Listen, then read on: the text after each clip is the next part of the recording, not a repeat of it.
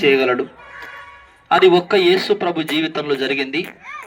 కాబట్టి యేసు ప్రభుని విశ్వసించటము మతం మార్చుకోవటం కాదు, యేసు ప్రభుని విశ్వసించటము కులం మార్చుకోవటం కాదు.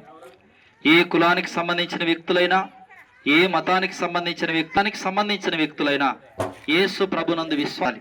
గమనించండి, యేసు ప్రభు ఒక మాట చెప్పాడు, నా మాట విని నన్ను పంపిన వాని యందు విశ్వాసముంచువాడు నిత్య జీవం కలిగిన వాడు, వాడు తీర్పులోనికి రాక మరణములో నుంచి జీవములోనికి దాటి ఉన్నాడని మీతో నిశ్చయముగా చెప్పుచున్నాను అని యేసు ప్రభు సెలవిచ్చాడు.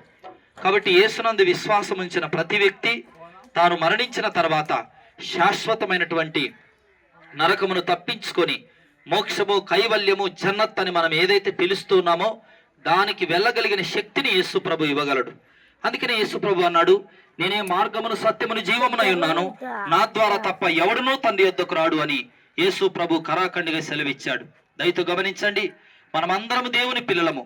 అందుకనే బైబిల్ గ్రంథం సెలవిచ్చింది, దేవుడు లోకమును ఎంతో ప్రేమించెను, కాగా తన అద్వితీయ కుమారునిగా పుట్టిన వాని యందు విశ్వాసముంచు ప్రతివాడు నశింపక నిత్య జీవము పొందునట్లు ఆయనను అనుగ్రహించననే మాట చెప్పాడు.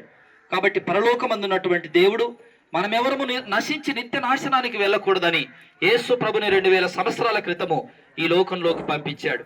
కాబట్టి ప్రియులారా, దయచేసి మనమందరం కూడా గమనించి గుర్తించి ముందుకు సాగాలని ప్రభు పేరట మీకు మనవి చేస్తూ ఉన్నాం.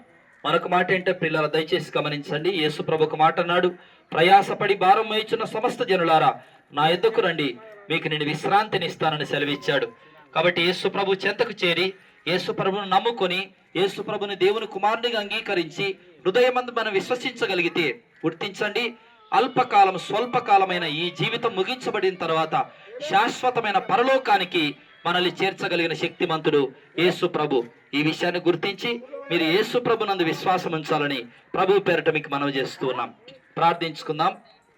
పరిశుద్ధమైన గొప్ప తండ్రి, స్తోత్రాలు. ఈ పోతుగల్లు ప్రాంతంలో ఉన్న ప్రజలను దీవించండి, ఆశీర్వదించండి, మంచి ఆరోగ్యాలు ప్రసాదించండి, చేతుల కష్టాన్ని దీవించండి, రాకపోకల్లో మీ తోడుబాటును అనుగ్రహించండి. మీ కొరకు ఈ ప్రజలు బ్రతుకున్నట్లు సహాయం అందించండి. ఏ యేసు ప్రభు అయితే పరలోకం నుంచి ఈ లోకానికి వచ్చి మరణించి సమాధి చేయబడి తిరిగి లేచి మరలా మా కొరకు రాబోతున్నాడో ఆయన ఎదుర్కొనే భాగ్యాన్ని ఈ ప్రాంతంలో ఉన్న ప్రజలకు ఇచ్చి ముందుకు నడిపించండి. మేమెవ్వరం నశించడం మీకు ఇష్టం లేదు నాయన. మనుషులందరూ రక్షణ పొంది సత్యమును గురించిన అనుభవ జ్ఞానం కలవారై ఉండాలని మీరు ఆశించారు, మీరు కోరుకున్నారు. ఆ కోరిక మేరకే ఎర్రగుడి ప్రాంతము నుంచి ఈ ప్రాంతానికి మేము వచ్చాం. ఈ ప్రాంత ప్రజలను దీవించండి.